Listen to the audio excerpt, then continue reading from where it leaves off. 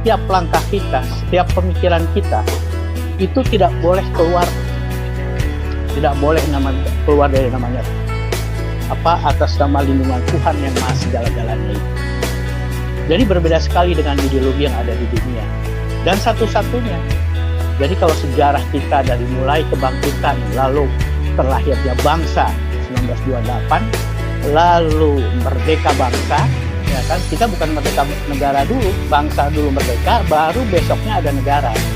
Nah ini mencerminkan satu-satunya di dunia itu bangsa dulu merdeka, baru dibentuk organisasinya.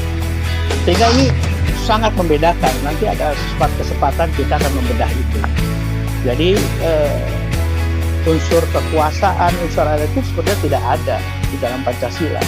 Yang ada itu adalah ilmu, yaitu mengangkat harkat martabat, sehingga jatuhnya ke musyawarah, tidak kepada yang namanya voting, ya kan?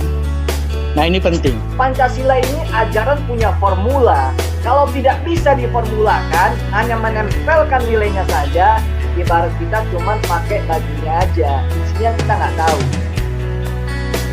Akhirnya pakai bajunya Pancasila, isinya liberal. Pakai bajunya Pancasila, ternyata isinya untuk pemodal, ya sama saja.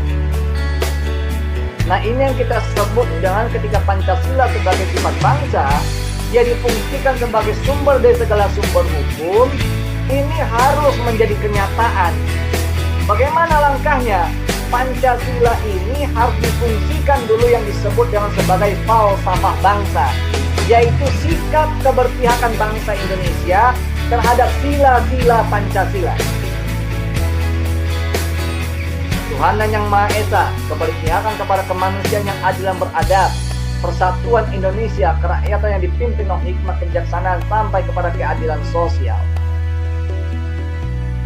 Nah, sikap keberpihakan ini harus terukur. Kita menyatakan bahwa Indonesia ini adalah negara yang bebas dan aktif, dia tidak ikut golongan, tidak ikut dua kekuatan besar, ya kita juga harus siap menanggung konsekuensi.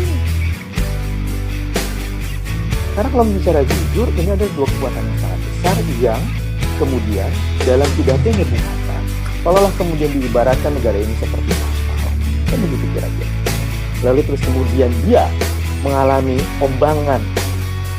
terombang-ambing karena ada badai, dan mengharuskan kapal negara ini merapat ke sebuah karang, ya dia merapat.